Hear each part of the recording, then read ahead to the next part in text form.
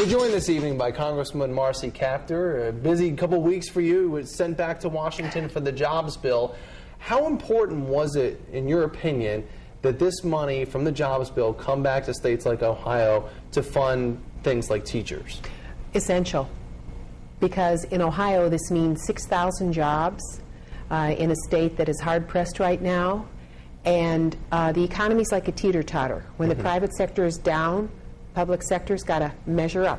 Right. As the private sector comes back, public sector can relax a little bit. But we have school systems, including those such as Toledo, Sandusky, Lorain, all across this region that are very, very stressed out. They've laid off teachers already, other school personnel, school safety personnel, for the safety of our children. And this gives them the ability to have a little breathing room, not as much as they actually need. Sure. It also means they don't have to increase class sizes quite to the extent that they thought they had to. Right. Now the bill, it's going to bring something like $360-some million to Ohio, and the bill itself gets into the billions.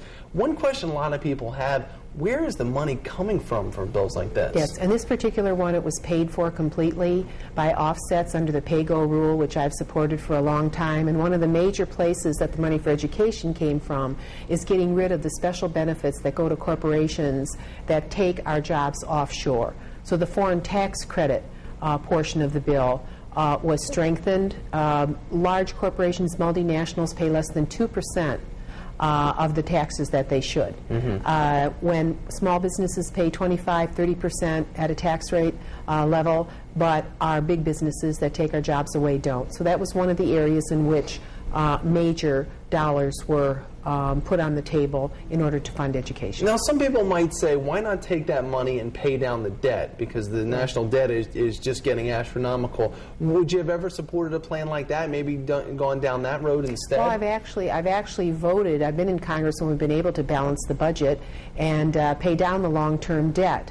This is not the point to do that when you have counties that are at 12% unemployment, in some places in the country much higher than that, and we're just beginning to crawl our way out. Again, like I say, it's like a teeter-totter. Yep. When the private sector gets really sick, we've got to be there and propel consumer spending so that people are paying their bills, they're buying products, they're buying school clothes, they're buying cars, in order that the private sector be boosted. Now, it's not the stimulus bill, but it kind of felt a little bit like a stimulus bill with money infused back into the states. Do you ever see a point where the federal government might need to get involved in a second stimulus package? I don't think we know that yet. 2 years ago, we were losing about 780,000 jobs a month. We're now creating about 200,000 jobs a month. We're not losing more jobs. We're just sort of crawling our way out of this. We're hoping that the private sector will move forward, will come back to us. They're calling back at GM Transmission. They're calling back at Jeep.